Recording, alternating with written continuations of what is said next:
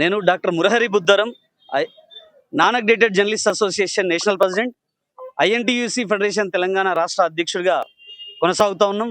అయితే ఈ క్రమంలో అంటే గత చరిత్ర అంతా, గత 10 సంవత్సరాల చరిత్రను తీసుకున్నట్లయితే గత ప్రభుత్వాలు జర్నలిస్టుల యొక్క ఉనికిని పూర్తి స్థాయిలో అణిచివేసేటువంటి కార్యక్రమాలు చేపడితే పెద్ద ఎత్తున జాతీయ స్థాయిలో అనేక రకాలైనటువంటి ఉద్యమాలు చేసి గత ప్రభుత్వం మెడలు వంచి తొక్కి నారబట్టి గత ప్రభుత్వాన్ని పూర్తి స్థాయిలో కూకటి వేళ్లతో సహా పీకేసినటువంటి చరిత్ర ఏదైనా ఉందంటే అది జర్నలిస్టుల చరిత్ర. ఎందుకంటే జర్నలిస్టులు లేకపోతే ఏ ప్రభుత్వమైనా ఏ పార్టీ అయినా చేసేటువంటి కార్యక్రమాలు అనేది ప్రజల్లోకి వెళ్ళడం అనేది అరుదు, జరగదు కూడా అని చెప్పేసి ఈ సందర్భంగా తెలియజేస్తున్నాం. అదేవిధంగా ఎందుకంటే జర్నలిస్టులు దాదాపుగా మిగతా పార్టీలలో, మిగతా పదవుల్లో, మిగతా విషయాల్లో, వ్యవహారాల్లో కొనసాగుతున్నటువంటి అధికారులను తీసుకున్నా, ప్రభుత్వంలో పనిచేస్తున్నటువంటి పదవులు అనుభవిస్తున్నటువంటి నాయకులను తీసుకున్నా, దాదాపుగా ఒక్కసారి నాయకుడిగా వచ్చినటువంటి వ్యక్తి లేదా అధికారిగా ఎదిగినటువంటి వ్యక్తి కోట్లకు కోట్లు పడిగెలెత్తుతున్నటువంటి క్రమం మన కళ్ళ ముందర కనిపిస్తూ ఉంటుంది. కానీ ఎన్నో ప్రభుత్వాలు మారినా, ఎన్నో చరిత్రలు మారినా జర్నలిస్టుల తలరాతలు మాత్రం మారవు అని చెప్పేసి అనడానికి ఉదాహరణకు మీ కళ్ళకు కట్టినట్టుగా గతంలో గత 15 సంవత్సరాల క్రితం జడ్పీటీసీగా కెరీర్ స్టార్ట్ చేసినటువంటి మన రాష్ట్ర ముఖ్యమంత్రి రేవంత్ రెడ్డిని ఉదాహరణగా తీసుకున్నట్లయితే ఈరోజు ముఖ్యమంత్రి స్థాయికి ఎదిగించినటువంటి చరిత్ర జర్నలిస్టులది. అదేవిధంగా జర్నలిస్టులు లేకపోతే ఏ అధికారి అయినా, ఏ ప్రభుత్వమైనా, ఏ నాయకుడైనా ఎదగడానికి కానీ, వారి ఉనికిని చాటుకోవడానికి కానీ అవకాశాలు అనేది శూన్యమని చెప్పేసి ఈ సందర్భంగా చెప్పవచ్చు. మరి అటువంటి క్రమంలో గత 30-40 సంవత్సరాలుగా జర్నలిజం వృత్తిని నమ్ముకొని ప్రజల సమస్యల్ని ప్రభుత్వాలకు తెలియజేస్తూ, ప్రభుత్వాల పథకాలను ప్రజల్లోకి చేరవేస్తూ, ఎక్కడికక్కడ ఏ అంశాలను ఆ అంశాలను అనునిత్యం జర్నలిజం వృత్తిగా నమ్ముకొని చేస్తున్నటువంటి ఈ జర్నలిస్టులు కోరుతున్నటువంటి చాలా చిన్న కోరిక. ఎందుకంటే మీకే ఉదాహరణ, ఒక జడ్పీటీసీ స్థాయి నుంచి ముఖ్యమంత్రి స్థాయికి ఎదగడం అనేది మీ స్వయం కృషికి ఉదాహరణగా తీసుకొని ఈరోజు జర్నలిస్టులుగా ఉన్నటువంటి మేమందరం కూడా ఒక రోల్ మోడల్గా తీసుకొని ఎదగడానికి కూడా మాకు అవకాశం ఉంది అని చెప్పేసి ఈ సందర్భంగా తెలియజేస్తున్నాం.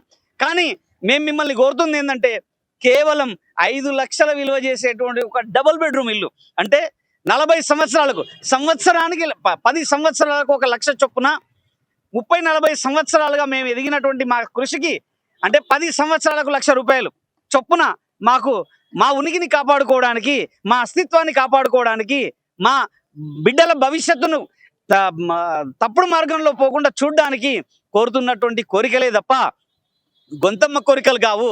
మేము మినిస్టర్లను కోరుకోవట్లేదు, లేదా మాకు ప్రత్యేకమైనటువంటి ఒక కార్పొరేషన్ ఏర్పాటు చేయండి అని కోరుకోవట్లేదు.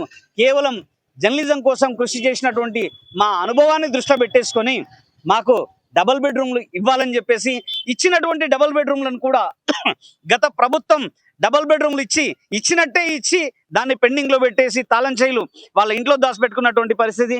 మరి మన ప్రభుత్వ ఏర్పాటు తర్వాతనైనా మా ఇళ్ళు మాకు వస్తాయి అని చెప్పేసి ఆశించి గత 16 నెలలుగా ఎదురు చూస్తున్నటువంటి పరిస్థితులను మనం పరిగణలోకి తీసుకుంటే ఉమ్మడి మహబూబ్ నగర్ జిల్లాలో 50 డబుల్ బెడ్రూమ్ ఇండ్లు ఇచ్చి తాళం చెయ్యిలు మీ దగ్గర పెట్టుకుంటే, మన ప్రభుత్వం దగ్గర పెట్టుకుంటే జర్నలిస్టులు ఏ విధంగా వాళ్ళ ఉనికిని కొనసాగించుకోవడానికి అవకాశం ఉంది? రెండవది, 66 సర్వే నెంబర్లో 25 మందికి ప్లాట్లు ఇచ్చి బట్ మళ్ళీ రిటర్న్ తీసుకున్నటువంటి పరిస్థితులు, తర్వాత 60 మందికి అసలు కనీసం స్థలాలు లేవు, ఇండ్లు లేవు అనేటువంటి పరిస్థితి కూడా మనం ఇక్కడ మహబూబ్ నగర్ ప్రాంతంలో మనం చూస్తున్నాం. కాబట్టి ఒక జర్నలిస్ట్గా నేను కోరుతున్నది ఒకటి ఏంటి అంటే, ప్రభుత్వం మనదైనా జర్నలిస్టుల ఉనికిని కాపాడుకోకపోతే మన ఉనికిని మనం కోల్పోయేటువంటి పరిస్థితి ఉంటుంది. మన పైన వ్యతిరేకతను జర్నలిస్టులు చూపించేటువంటి పరిస్థితి ఏర్పడుతుంది. జర్నలిస్టులు వ్యతిరేకత అవుతున్నారు అంటే వాళ్ళు కోరినటువంటి చిన్న చిన్న కోరికలు, అసలు వీటి కోరికలు కూడా అనొద్దు, వాళ్ళ అవసరాలు అని చెప్పేసి మనం పరిగణలోకి తీసుకోవాల్సినటువంటి అవసరం మన ప్రభుత్వానికి ఎంతైనా ఉంది. కాబట్టి మన ప్రభుత్వం ప్రత్యేకంగా దీనిపైన దృష్టి పెట్టి రాష్ట్ర వ్యాప్తంగా ఎంతమంది జర్నలిస్టులు ఉన్నారు, అక్రిడేషన్ ఉన్న వాళ్ళు ఉన్నారు, అక్రిడేషన్ ఉండి అక్రిడేషన్ లేకుండా జర్నలిజం చేస్తున్నటువంటి వాళ్ళు కూడా వేల మంది ఉన్నారు.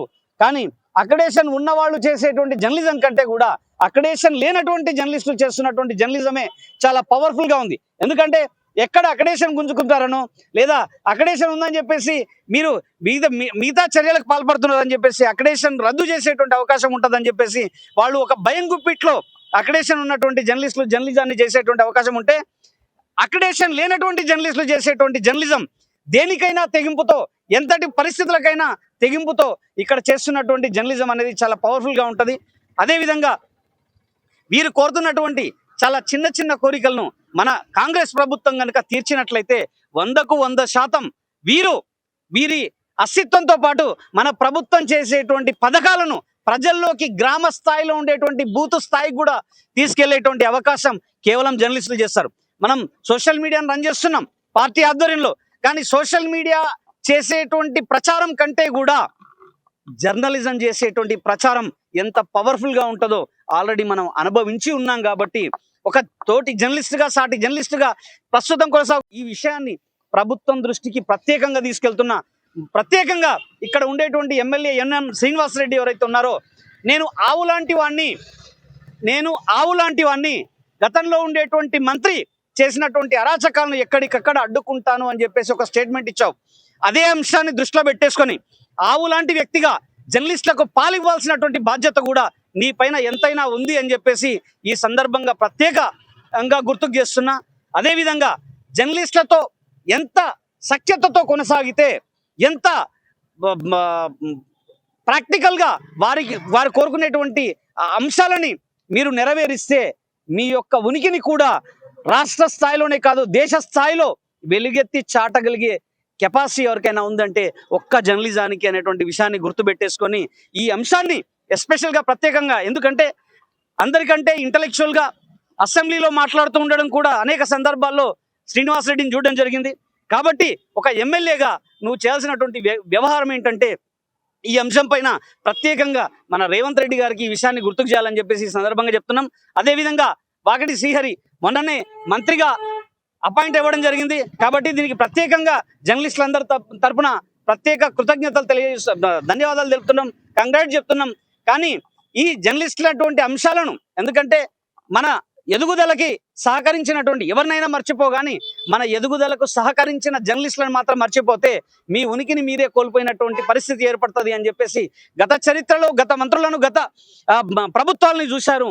మన ప్రభుత్వం ఆ వ్యవహారానికి ముందుకెళ్ళదని చెప్పేసి ఈ సందర్భంగా గుర్తుకు చేస్తున్నా. అదేవిధంగా జూపల్లి కృష్ణారావు గారు, ఎందుకంటే ఎంతో సీనియర్ మంత్రి ప్రస్తుతం ఉన్నటువంటి మంత్రుల్లో, మరి ఈ ఉమ్మడి మహబూబ్ నగర్ జిల్లాలో గత ప్రభుత్వంలో, గత ఉమ్మడి రాష్ట్రంలో కూడా మంత్రిగా చేసినటువంటి అనుభవం దృష్ట్యా, ప్రస్తుతం మంత్రిగా కొనసాగుతున్నటువంటి అనుభవ దృష్ట్యా మేము ఇస్తున్నటువంటి అడ్వైజ్ ఏంటంటే 100% జర్నలిస్టుల డిమాండ్లను నెరవేర్చడం కోసం మీరు కూడా ప్రత్యేక చొరవ చూపాలని చెప్పేసి ఈ సందర్భంగా గుర్తుకు చేస్తున్నాం. ఎందుకంటే సీనియర్ మంత్రిగా జర్నలిస్టుల సమస్యలను, జర్నలిస్టుల నుంచి మీరు పొందిన లబ్ధిలను మీరు ఒక్కసారి ప్రశాంతమైనటువంటి వాతావరణంలో ఒంటరిగా కూర్చొని కనుక నెమరవేస్తున్నట్లయితే జర్నలిస్టుల ప్రత్యేకత, జర్నలిస్టుల ప్రాధాన్యత ఎంతో మీకు అంతా తెలుసు. కాబట్టి ఈ అంశం పైన ప్రత్యేక దృష్టి సారించి జర్నలిస్టులు కోరుతున్నటువంటి ఈ చిన్న డిమాండ్, ఇంకా ఎందుకంటే చాలా ఉంటాయి డిమాండ్లు, కానీ మేము గొంతమ్మ కోరికలు కోరవట్లేదు, చాలా చిన్న డిమాండ్లను మాత్రమే మేము కోరుతున్నాం. కాబట్టి జర్నలిస్టులకు 100% మన ప్రభుత్వం సహకరించి వారి కోరికలను నెరవేర్చాలి, వారి ఆశలను, అవసరాలని తీర్చాలని చెప్పేసి ఈ సందర్భంగా గుర్తుకు చేస్తూ ప్రత్యేక ఈ దీక్షను అతి త్వరలో క్లోజ్ చేయాలి. ఎందుకంటే రేపు గ్రామ పంచాయతీ స్థాయిలో ఉండేటువంటి గ్రామ అధ్యక్షులతో రేపు మన పిసిసి అధ్యక్షులు మహేష్ కుమార్ గౌడ్ ఒక కార్యక్రమం చేపట్టిండు. అదేవిధంగా అంటే గ్రామ స్థాయిలో ఉండేటువంటి అధ్యక్షులను, పార్టీకి సంబంధించిన అధ్యక్షులతో ఏ విధమైనటువంటి కార్యక్రమం చేపట్టారో అదేవిధంగా తెలంగాణ రాష్ట్ర వ్యాప్తంగా ఉండేటువంటి జర్నలిస్టులతో ఒక గెట్ టుగెదర్ ప్లాన్ చేసి అన్ని యూనియన్లకు అతీతంగా ఏం కోరుకుంటున్నారు, మా ప్రభుత్వం నుంచి మీకు ఏం చెయ్యాలి అనేటువంటి అంశాలపైన కూడా ఒక గెట్ టుగెదర్ ప్లాన్ చేసి క్వశ్చన్ అండ్ ఆన్సర్ ప్రోగ్రామ్ కూడా ఒకటి కండక్ట్ చేసి రాష్ట్ర వ్యాప్తంగా ఉండేటువంటి 33 జిల్లాలు, 119 నియోజకవర్గాలు, తర్వాత అన్నింటిలో ఉండేటువంటి జర్నలిస్టులను అక్కడికి ఆహ్వానం పలికి మన ప్రభుత్వం ఏం చేస్తుందో చెప్పినట్లయితే 100% జర్నలిస్టుల సహాయ సహకారాలు మనకు ఉంటాయని చెప్పేసి ఈ సందర్భంగా ప్రత్యేక గుర్తు చేస్తున్నా. Thank you.